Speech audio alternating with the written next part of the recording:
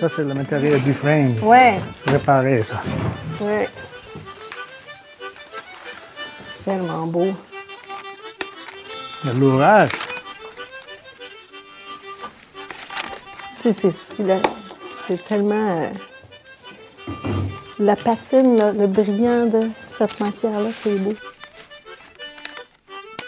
Ça a un nom, ça, hein? Toutes les sortes, là. Archikiji, ça veut dire comme bongo. Ah, les Le bongos, snare, ouais. les twists. Ouais. Ça aussi, c'est le même, mais Guinness-Squigabéguji. Un Micmac. C'est son pointu. Comme des Le becs nose d'oiseau. pointu. Oui, c'est ça. C'est ça, des becs d'oiseau. Tu vois? Mm. Guinness-Squishik.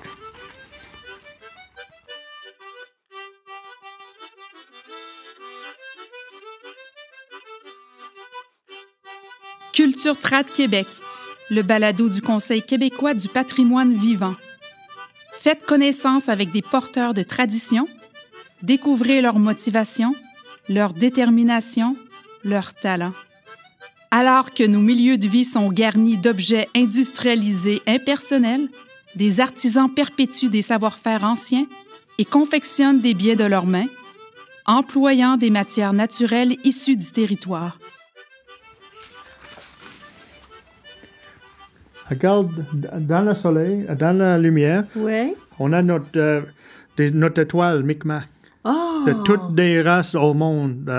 Toutes des races comme, pas juste Micmac, toute nationalité. Oui, oui, oui, oui. Tu vois ça? Oui. Oui, Tu vois dans chaque réseau, tu vas voir le 8-point star, le 8 points, mais ça, c'est la même chose. Ah! En Micmac, c'est Glochowetch. Wow! Parce que c'est une manière de commencer le panier qui est vraiment typique. Ouais. Curieuse comme je suis, j'ai fait... Tu sais, je suis allée en Europe puis j'ai fait d'autres paniers de d'autres genres. Puis ça, on trouve pas ça ailleurs. Dans ce 5e épisode du balado Culture Trad Québec, Stéphane Jérôme, artisan Micmac en vannerie traditionnelle, reconnu en 2020 par le Programme national des maîtres de tradition vivante, s'entretient avec Nathalie Levasseur, artiste et vannière. Regarde mon petit panier.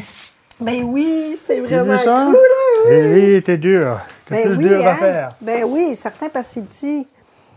Puis d'avoir l'anse comme ça, double, c'est vraiment Un morceau. intéressant. C'est un morceau. Ouais, là, ouais, fait c'est le ça. tour, le tiron, tout coupé. Ah, c'est passionnant. Installé dans son atelier qu'il nomme Hash Hole, c'est-à-dire le trou du frêne, Stéphane Jérôme poursuit la tradition de fabrication de paniers tressés en frêne noir. Une pratique transmise de père en fils depuis plusieurs générations. Mon nom, c'est Stéphane Jérôme. Moi, je viens de la Gaspésie, dans la baie de Chaleur. Puis, le nom de mon réserve, c'est Guescabegiark First Nation. Guescabegiark, ça veut dire « where the river widens », où ce que la rivière ouvre pour l'estuaire de même. Ouais. Puis, on est le numéro 52. Puis moi, je fais des paniers ancestrales. C'est des paniers de patates, c'est des paniers de jardin, fait des backpacks, fait toutes sortes de paniers que tu peux imaginer. Si tu regardes un des paniers, je l'ai fait. Même des paniers qui sont fancy, comme décoratifs, couleurs, changer de couleur, tout ça, là, j'ai tout fait. Des paniers de pique-nique aussi. Pour moi, il n'y a pas de limite pour quelle sorte de panier que je peux faire. Si je vois quelque chose, même sur TV, là, hey boy, c'est une bonne idée, ça. Là, je vais aller dans mon atelier, puis je vais faire quelque chose comme ça, puis même un petit peu plus meilleur, parce que j'essaie mon meilleur pour tout faire avec mon cœur. Ouais.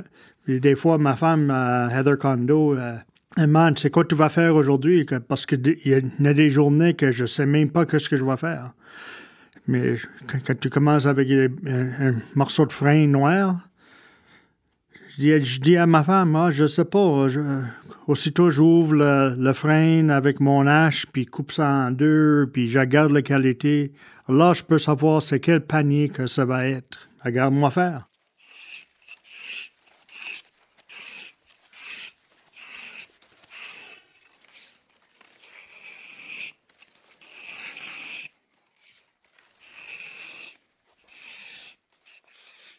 Quand je rentre dans mon atelier, c'est de la passion, c'est thérapie aussi. Parce que là, je suis rendu dans mon 18e année de sobriété.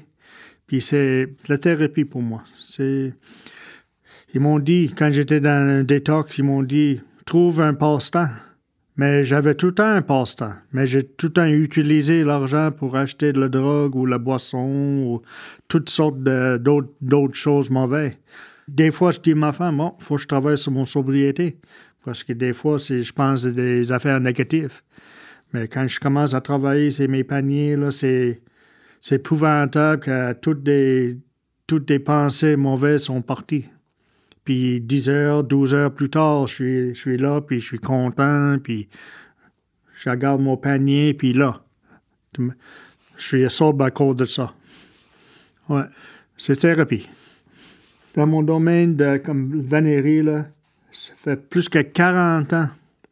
Moi, je peux compter 42 ans que je fais des paniers. J'ai pas été à l'école trop dans mon vie parce que mon père était dans une chaise roulante. Puis il fallait qu'on aide mon père. On était 7 gars dans la famille. Il faisait assez de paniers pour nous faire vivre. Puis mon père était un de mes professeurs. Il m'a montré comment faire des paniers. Avant son décès, le père de Steven l'a incité à poursuivre la confection de paniers tressés. L'artisan a choisi de tenir sa promesse. Puis là, j'ai tout le temps dit, non, j'arrêterai jamais ça. J'ai dit, j'ai promis que je vais continuer ça. Puis j'ai pas arrêté. Avant, j'étais dans le domaine de construction, puis je travaillais pour des éoliennes. On faisait des parcs d'éoliennes partout. Je travaillais pour Pomerleau, ici, une compagnie de Québec. J'ai fait ça avec eux autres pour 10 ans de temps. Puis moi, j'étais chef d'équipe, j'avais mon équipe à moi. On voyageait partout, des Amqui, dans le Beauce. Puis dans la 10e année, j'ai dit, j'étais assis là, puis j'ai dit, ça fait des bons pays. J'ai dit, non, faut que je reste chez nous. Je peux plus faire ça, là. Faut que je reste chez nous. Oh, on va te donner 5 piastres de plus à l'heure. J'ai dit, c'est pas de l'argent. C'est le premier que j'ai dit à mon père. Puis là, ça fait comme 7 ans que je reste juste chez nous, dans mon atelier, faire des paniers, puis j'ai jamais été plus content que ça dans ma vie. Je suis boss à moi, je suis un boss de moi. Il y a Heather, mon boss, un plus gros boss, ma femme, oui. Notre terre est une bonne mère, elle a toujours conservé. Notre terre est une bonne mère, elle a toujours conservé. Oh, elle a toujours conservé son petit guidon, petit guidon, petit guidaine. Elle a toujours conservé son joli petit panier blanc, son joli petit panier blanc. Puis là, c'est rendu que il y a des femmes chez nous, à Guesquebéguiac, qui font des paniers. Mais leur mari, l'homme, sont pas capables d'aller dans le bois. Puis là, c'est rendu que moi, mes enfants, ma femme, on va dans le bois, on coupe le bois, on sort ça, puis moi, je prépare le matériel pour des femmes, pour faire des paniers. Puis là, pour eux autres aussi, c'est la thérapie aussi. Parce que il y en a qui sont comme 86, 87 ans, 82, 84, ma mère, 74... C'est eux autres qui vivent avec mon matériel. Ils ne sont pas dans une maison âgée, puis ils sont en train de faire des paniers encore aujourd'hui, à cause de moi, de mon travail avec mes mains. Puis ça m'aide moi, aide eux autres aussi. Là. Ouais. Parce que mon matériel, ça voyage partout, ici, partout au Canada, aux États-Unis, Nouvelle-Écosse, Nouveau-Brunswick, Québec, ici, des Mohawks. Je fournis quasiment le meilleur matériel au monde dans le domaine de frein noir. Nathalie Levasseur, quant à elle, pratique des techniques traditionnelles de vannerie utilisant plusieurs matières naturelles locales. Et dans sa pratique en art, Nathalie intègre une dimension contemporaine à ses savoir-faire ancestraux en réalisant des sculptures du vivant et des créations installatives. Elle parle d'une rencontre avec la technique. Moi, je suis Nathalie Levasseur. J'ai commencé à travailler la vannerie en 1996. Ça fait un bon 25 ans, plus. Et je suis tombée en amour avec ces savoir-faire-là. J'ai toujours aimé les savoir-faire qui viennent de longtemps en arrière, qui a une tradition, puis qui a des passeurs de tradition. C'est précieux de recevoir de quelqu'un d'autre cette transmission. Fait que la première fois que j'ai vu la vannerie, je l'ai senti profondément dans mon cœur. Je savais pas quand, je savais pas comment. Je l'ai vu avant. Puis j'ai dit, le jour où ça va repasser dans ma vie, je vais avoir l'opportunité, je vais aller. Je vais pas hésiter. Je l'ai su tout de suite.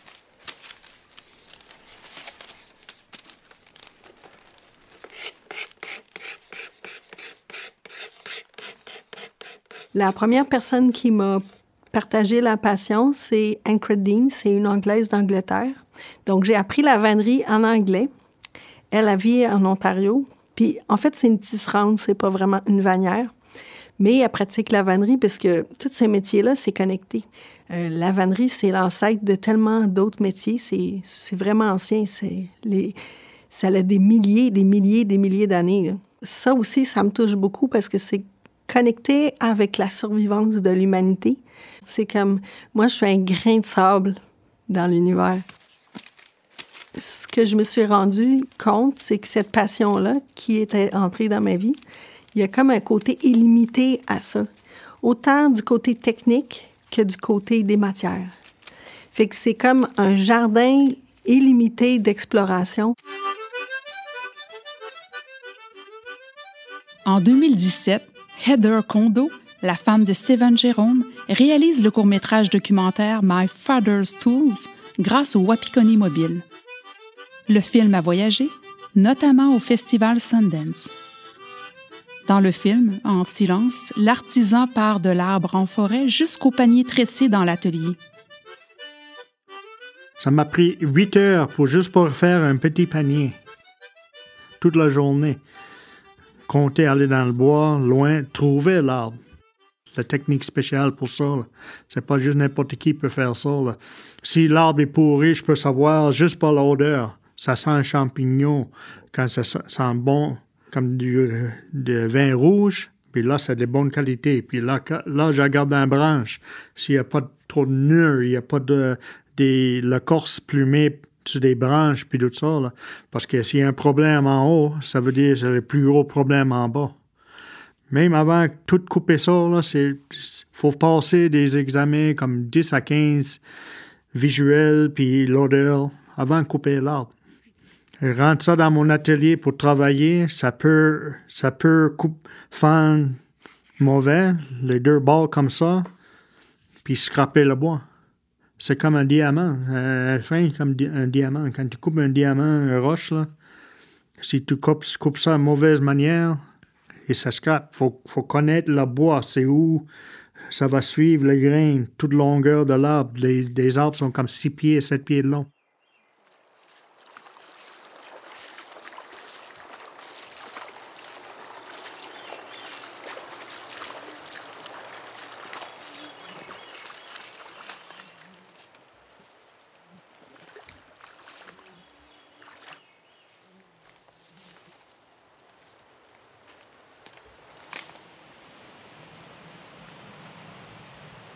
Puis quand je rentre dans le bois, je ne sais même pas où je vais aller des fois. Je prends un drive, puis je regarde loin, il y a une petite feuille sur l'arbre. Il y a une certaine couleur. Puis des fois, je vois ça de loin. Il y a un petit signe. Je suis assez connecté avec la nature que c'est comme l'arbre dit, viens me chercher. Je suis ici. Puis voyage dans le bois, marcher, des fois c'est loin. Aller sortir un arbre, des fois, il faut marcher 1 kilomètre. Dans la neige aussi, traverser l'eau dans l'été, des mouches, des orignaux, il y a plein de choses. Mais j'y vois pareil. Chercher ça, mettre ça sur mon épaule, sortir ça, amène ça chez nous. Bang! Une belle journée comme ça. L'approvisionnement en frein noir se fait toute saison. Pour ramasser l'arbre du frein noir, pour moi, j'y vais à l'année. Quand j'en ai besoin, l'arbre, je peux aller n'importe temps. Moi, je peux aller dans l'été, l'hiver, printemps. Si c'est printemps, l'eau est haut partout. On a une rivière chez nous, on appelle ça le Grand Cascapédia. Je prends mon bateau directement quasiment de chez nous, puis je voyage la rivière, puis j'embarque sur des îles. C'est plus facile parce que l'arbre est là. Des fois, je peux sortir comme 10 à 15 l'arbres, juste un voyage. Ouais. Puis, le meilleur temps, moi, je dis, c'est printemps, puis l'automne, tard dans l'automne. L'été, il y a beaucoup de mouches, il y a beaucoup de feuilles. C'est dur à marcher dans le bois. Il y a des têtes de violon, des fougères partout sont hautes. Des fois, moi, je suis pas grand, mais des fois, ils sont comme 6 pieds d'eau. Puis, aller trouver ça quand tu mesures juste 5 pieds à 9, là, c'est quelque chose d'autre. Là. Ouais. Puis, l'hiver, il n'y a pas de mouches. C'est un bon temps aussi. En raquette, avec un traîneau, tu ne mets pas sur tes épaules, tu mets ça dans un petit traîneau, puis haul ça dehors, haul ça jusqu'au ton pick-up. Tu prends ce que tu as juste besoin. Pour Nathalie Levasseur, la cueillette est une étape joyeuse dans le processus de création. Ça fait tellement du bien. C'est les vraies affaires. On est dans les vraies affaires. Tu sais, quand tu vas faire des cueillettes, tu es connecté avec les plantes, toutes les odeurs, tous les sons, Tu sais, là, je viens de finir mes cueillettes de saule. J'étais excitée pendant 1 mois en attendant que la neige arrive parce que je savais que je laissais la nature se replacer, prendre, tu sais, comme toute l'énergie de la plante retourner dans la terre, que l'arbre se renforcisse, reprendre son énergie pour pouvoir aller en dormance. Puis après ça, quand c'était prête, pas quand moi je suis prête, mais quand la nature me dit « OK, là, c'est le bon moment », d'aller faire la cueillette. Fait que j'étais fébrile pendant 1 mois. Je parlais juste de ça, puis c'était vraiment... C'est comme ça à tous les ans. Fait que c'est vraiment bien particulier. C'est quelque chose qui procure beaucoup de joie. Puis que ça nous connecte à quelque part aussi, je dirais, à la joie initiale de l'enfant. Il y a une excitation quand on fait un panier. On est en train de faire le panier, puis on est heureux. Puis on est tellement heureux quand il est fini, on est fiers. Puis on veut tout de suite recommencer à nouveau. Pour la vannerie d'osier, l'artisane travaille avec les bourgeons de l'arbre, les branches immatures, très flexibles, c'est-à-dire les rameaux. La cueillette sauvage a ses spécificités, ses contraintes. Quand on parle de rameaux, en fait, on parle d'une branche bébé d'un arbre. Fait que dans le fond, les bourgeons puis les rameaux, c'est la même chose. Fait que moi, je travaille avec les rameaux des arbustes qui sont flexibles. Donc, je vais travailler avec du cornouiller, qu'on dit en anglais dogwood. Puis, je travaille aussi avec le saule. Puis, il y a beaucoup de variétés sauvages de saule. Mais la problématique, c'est qu'il n'y a pas de régularité parce qu'on travaille avec plusieurs branches de différents arbres puis différentes espèces. Quand, mettons, je vais faire des récoltes sur le bord du chemin, la municipalité ont passé avant moi. Fait que là, c'est bien parce qu'ils ont déjà pré-taillé. Fait que là, j'ai plus de matière pour travailler. Puis il y a des secteurs où il y a plus de matière d'une sorte qu'une autre. Comme quand je vais en Gaspésie, c'est le paradis parce qu'il y a énormément de cornouillers. Puis il y a des endroits... où les chevreuils passent avant moi, donc je suis moins chanceuse. Mais il y a des endroits où je suis chanceuse, je passe avant le chevreuil ou avant l'orignal. Donc ça, c'est des plantes que je suis pas toute seule à apprécier. L'autre jour, je m'y promène tout le long de mon jardin. L'autre jour, je m'y promène tout le long de mon jardin. Je me promène en cherchant son petit guidon, petit guidon, petit guidaine. Je me promène en cherchant son joli petit panier blanc, son joli petit panier blanc. Nathalie Levasseur emploie aussi le noisetier. Elle a appris à reconnaître cette essence d'arbre dans le paysage. Le noisetier, c'est beaucoup plus dur à travailler parce que c'est beaucoup plus rigide. Puis c'est souvent, on va être travaillé avec un moule pour nous aider à former, mettons, l'arceau. Souvent, le noisetier est travaillé dans la technique de panier à arceau, qui, dans le fond, l'arceau, c'est un peu comme notre corps. Ça ressemble beaucoup à la cage thoracique. Fait que c'est, je suppose, j'ai le sentiment que c'est une technique qui est très ancienne parce que c'est comme une association facile. Si on regarde la carcasse d'un animal, on voit la cage thoracique qui est comme un contenant ou une protection.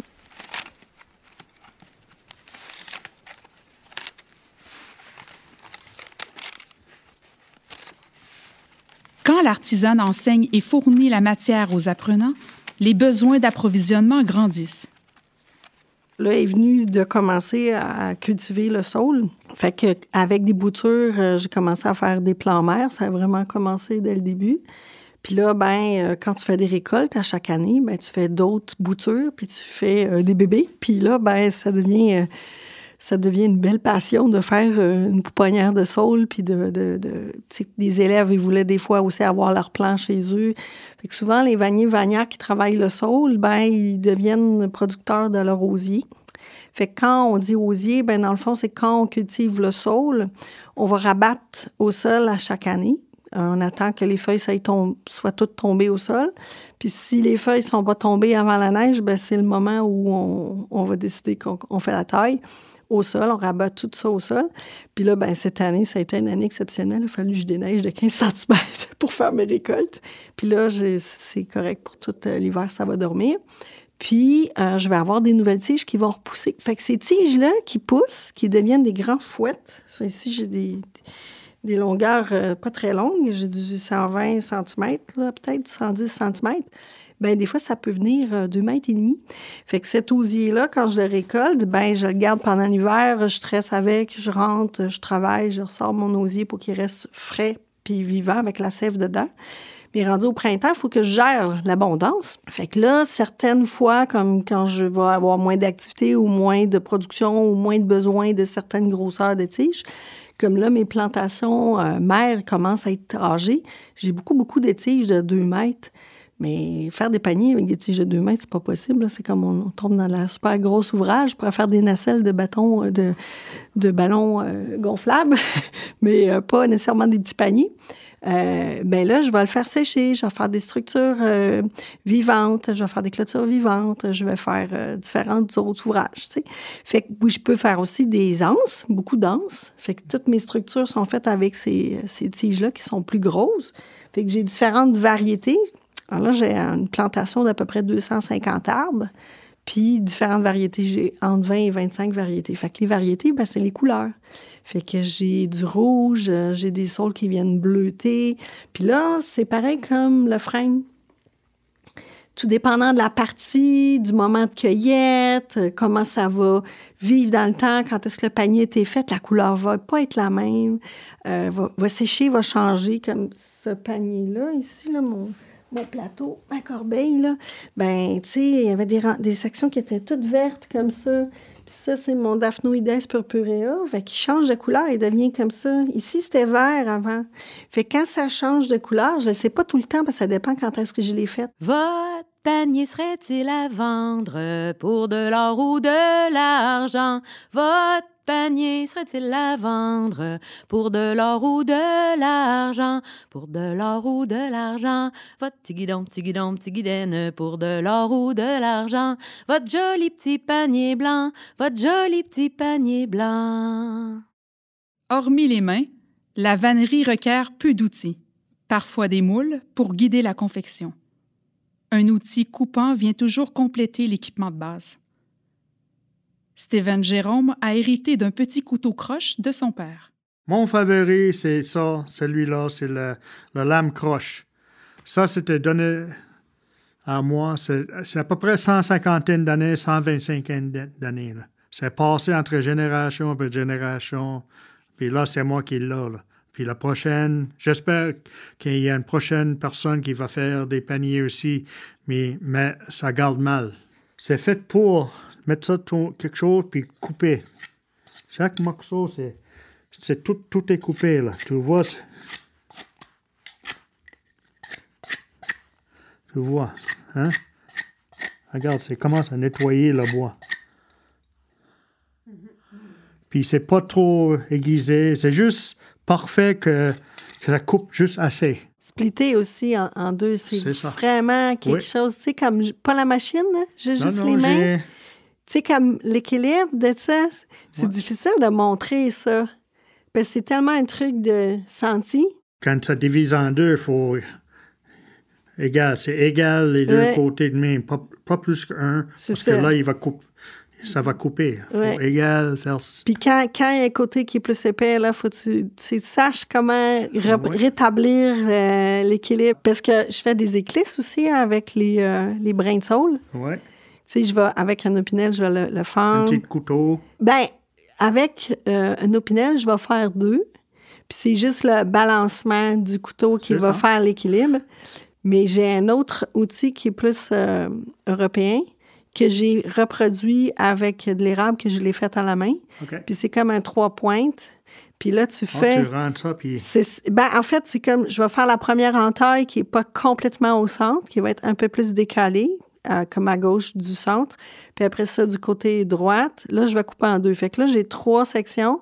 Je rentre mon outil, puis là, je vais comme toujours focusser au cœur de ma tige. C'est ça. Puis là, je m'en vais faire avec mon outil. Je fais le brin au complet. Je fais la même chose avec mon Dufresne. C'est suivre le cœur tout au complet. 6 pieds de long, un arbre de même. Oui. Tout à la main, là. Oui, comme avec la hache. Dans le fond, c'est l'opinel devient la hache. Oui. Puis c'est toute une fibre continue, hein? Faut que tu fasses ça traditionnel. Parce que si tu fais ça avec une machine, tu coupes toutes les fibres, ça marche plus. Ouais.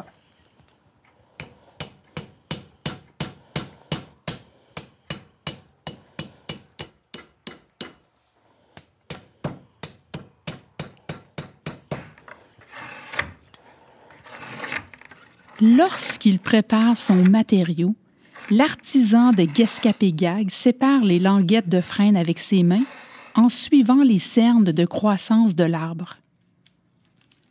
Des languettes fines suivront un anneau de croissance, tandis que les arceaux plus robustes d'un panier auront 2 ou 3 anneaux de croissance d'épaisseur. Rib basket, ça veut dire ça ici, des côtes. Ça, c'est des morceaux, c'est comme 2 ans.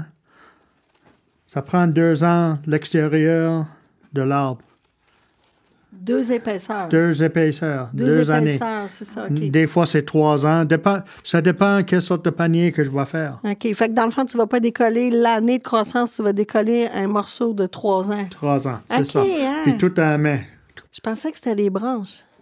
Puis les arceaux principaux, comme la poignée puis le contour, c'est-tu la même chose? C'est toute la même chose. Ça vient de ce même arbre. Puis c'est Ça, c'est pas battu. C'est séparé à la main avec mon couteau. OK. Suivez le... Puis ça, c'est pareil pour les tambours. Oui. C'est la même chose pour les raquettes, c'est plus épais encore. Plus épais, oui. OK. Comme pour les textiles, le bois des paniers tressés peut être teint avec des pigments naturels. L'autre option est de réaliser des dégradés de couleurs avec les coloris intrinsèques de la matière. Je vois tes paniers, il y a des couleurs, tu as choisi des couleurs, comme il y a du vert, du rouge, tout ça. Mm-hmm. Moi, pour changer mes couleurs, j'utilise certaines parties de l'arbre. L'extérieur de l'arbre, c'est blanc, mais quand tu vas au centre de l'arbre, il vient brun. Oui. Puis j'utilise ça dans mes manches, tu vois, des couleurs, certaines des couleurs, des bruns puis des blanches. Ici. Ça, c'est toute la partie de l'arbre. Puis, quand tu regardes des autres paniers, des décoratifs, ils demandent comment tu as eu cette couleur-là, comme rouge ou bleu ou vert, puis tout ça. Des vrais naturels, la couleur naturelle, on utilise des bleuets pour changer la couleur bleue. On écrase ça, puis on met ça ensemble, puis on bouille ça pour changer la couleur. Des framboises, des bêtes. Il vient comme rouge. Les betteraves. Oui, ça teint le bois. Les élèves, ils me demandent souvent qu'est-ce qui teint. J'ai dit, qu'est-ce qui tache teint? C'est ça. C'est ça. Ouais. Ouais. Mon panier n'est pas à vendre, ni pour or, ni pour argent. Mon panier n'est pas à vendre, ni pour or, ni pour argent. Ah, ni pour or, ni pour argent. Mon petit guidon, ni pour or, ni pour argent. Mon joli petit panier blanc, mon joli petit panier blanc. Utiliser la matière première de façon durable va de soi pour les deux artisans, pour que les plantes se régénèrent. Si moi, je fais pas attention comment je me comporte avec la nature, que je vais pas couper les bonnes branches, que j'enlève toutes, la nature, elle va pas être généreuse avec moi, là. C'est comme une bonne relation avec un être humain. C'est la même affaire. Si tu n'entretiens pas des bonnes relations, mais ça pète, là.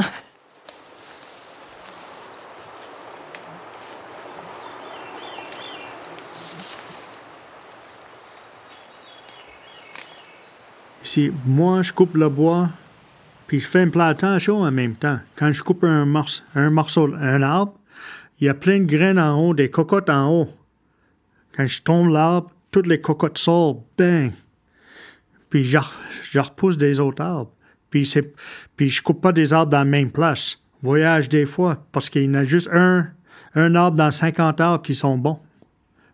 Il y a un bon ici, aller un autre, marcher un autre sens. 150 pieds, 200 pieds des fois, aller chercher un autre.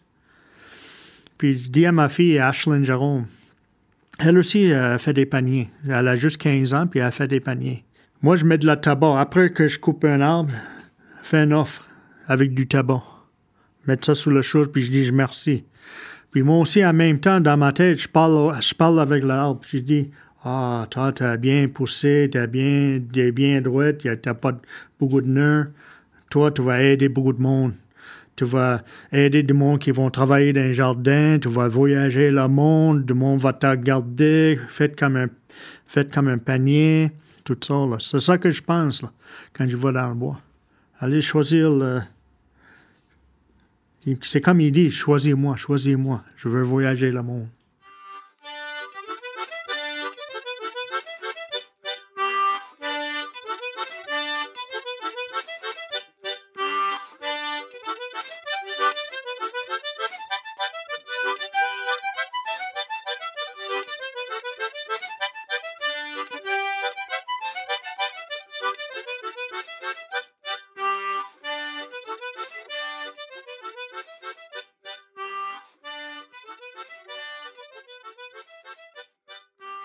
Lorsqu'elle réalise des ateliers de médiation en patrimoine, Madame Levasseur revisite les techniques traditionnelles des habitants nous ayant précédés sur le territoire nord-américain, que ce soit colons européens ou autochtones.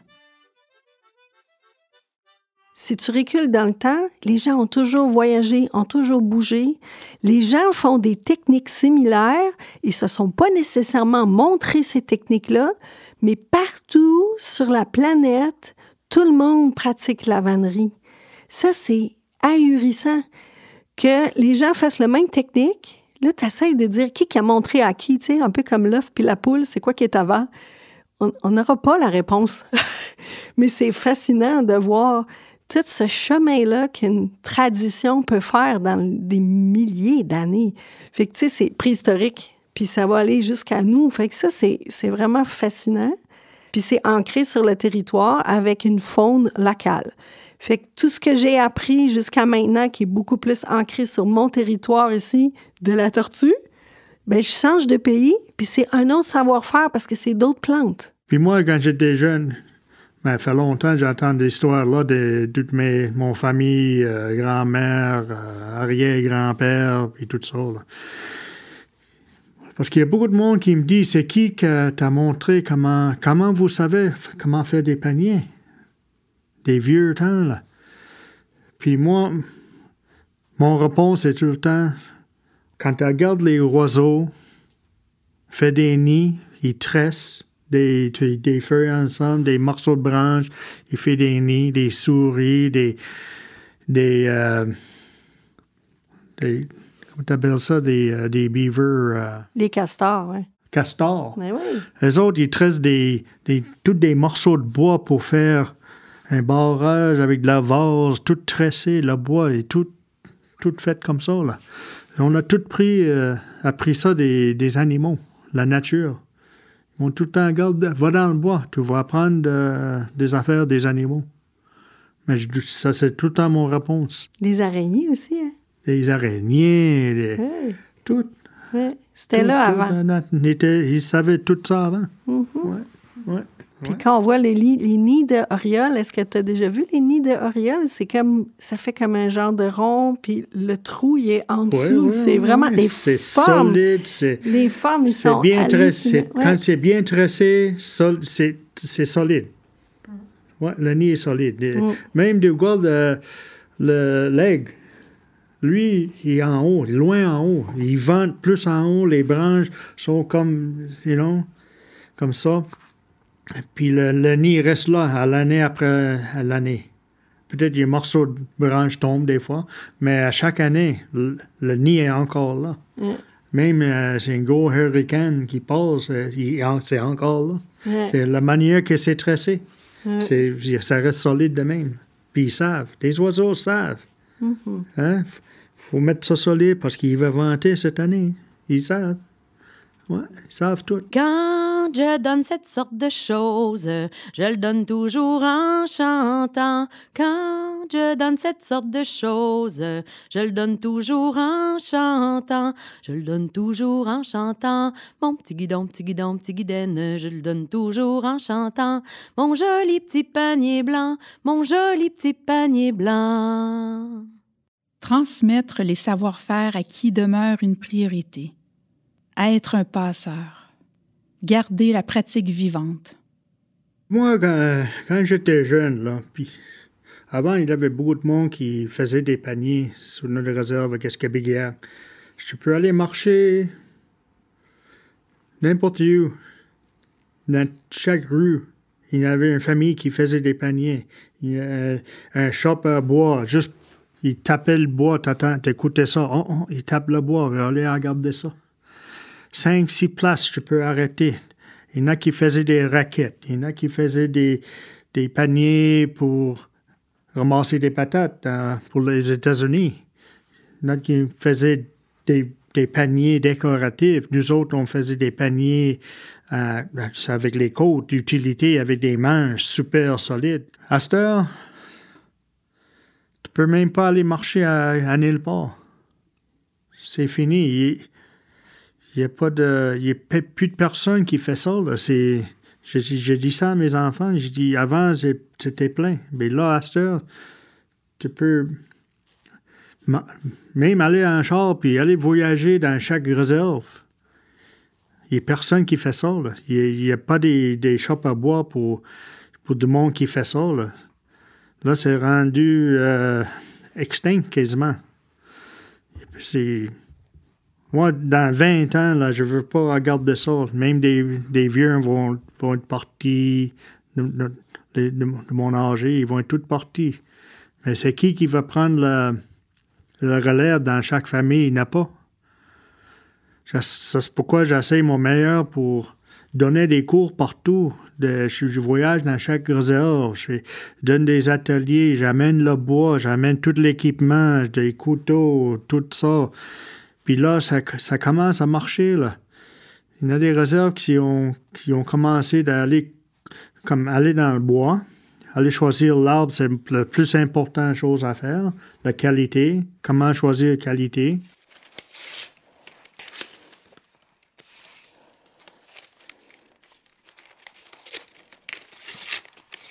Dans chaque réserve, puis j'ai été dans beaucoup de réserves, il y en a au moins 1 ou 2 qui continuent à faire des paniers. Puis pour moi, c'est le but, c'est de faire continuer. Ouais. C'est ça mon but, c'est continuer ça. Moi, je vais tout le temps continuer ça jusqu'au jour que je meurs. Nathalie Levasseur collectionne des paniers en tout genre, notamment des paniers provenant de la coopérative de Guescapéguag, où Stephen Jérôme s'implique. Elle a remarqué que les artisans et artisanes signent maintenant leur création. Avant, ils n'étaient pas signés. Fait que c'est plus difficile de savoir, tu sais, d'où ils viennent. Maintenant, je trouve ça bien parce que avant c'était pas une coutume de faire ça.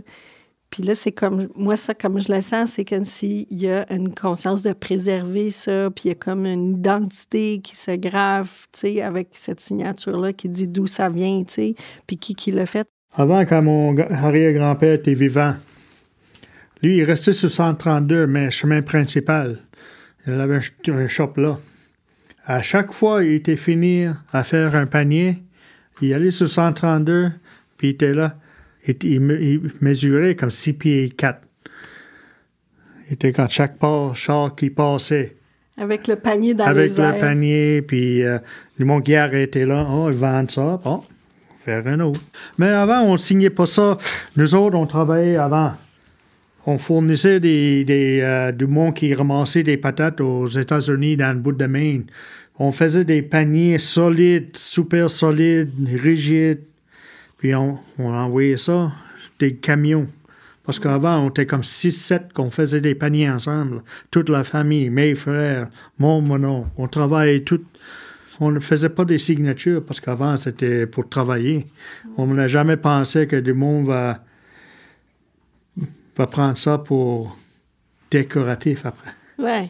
Mais c'est comme, c'est devenu précieux parce que c'est en train de disparaître aussi. Oui. Il y a comme cette notion-là de signer à la main le nom de la personne qui l'a fait à la main, comme pour prendre plus conscience, dans le fond, de la valeur. Le panier tressé, l'objet, peut revêtir plusieurs sens dépendamment de son propriétaire et de son créateur. Tantôt objet utilitaire du quotidien, tantôt objet d'art ou décoratif, la symbolique peut varier selon le temps et le lieu. Ça nous procure du bonheur de le faire, mais ça nous procure du bonheur de le laisser aller vivre une autre vie ailleurs. Parce que quand tu as un panier comme ça chez vous, puis que tu vas chercher, tu sais, mettons, tu décides d'aller au marché, après, tu peux plus aller au marché avec un sac de plastique. Il y a beaucoup de monde qui ont rentré dans mon atelier et disent « Hey, vos paniers sont dommage chers. » Parce que beaucoup de monde regarde des paniers et disent « Ah, c'est un panier. » Ils comparent nous autres avec dans la Chine puis tout ça, des autres pays avec le bambou puis tout ça. Puis là, je dis aux femmes, viens, je vais te montrer juste une petite affaire. Elle était avec moi pour 45 minutes pour préparer le matériel. Elle a tout vu, tout en main, le couteau, hache, tout ça. Puis le panier pas fait encore, là, c'est préparer le matériel. Puis j'ai dit aux femmes, faire le panier, c'est le plus facile chose à faire. Mais préparer le matériel, c'est une autre affaire. C'est 10 à 20 fois plus dur que faire le panier, juste le panier tout seul. Ça prend de la pratique. Puis tout monter ça. J'ai même donné le couteau pour couper ça. J'ai fait ça pour 45 minutes, quasiment 1 heure de temps. Elle sort de mon atelier avec 4 paniers. Elle a dit, sont pas chers pantoute, sont pas chers pantoute. J'ai même pas payé assez pour ces paniers-là. Le balado Culture Trad Québec est une production du Conseil québécois du patrimoine vivant. Producteur exécutif, Antoine Gauthier. Réalisation, Claire Dumoulin. Prise de son, Guillaume Côté et Antonin Vyss. Montage et post-production, Tram. Narration, Alexandra Doucet. Et aide à la recherche, équipe du CQPV. Merci aux invités Stéphane Jérôme, artisan Micmac, vannerie traditionnelle, et Nathalie Levasseur, vannière et artiste. Musique à l'harmonica par Robert Legault, un air de la Bolduc et un reel du violonneux Aimé Gagnon. Chanson Le Joli Petit Panier par Sophie Pomerleau. Extrait sonore du film My Father's Tools de Heather Kondo. Ce projet est réalisé grâce au soutien financier du gouvernement du Québec.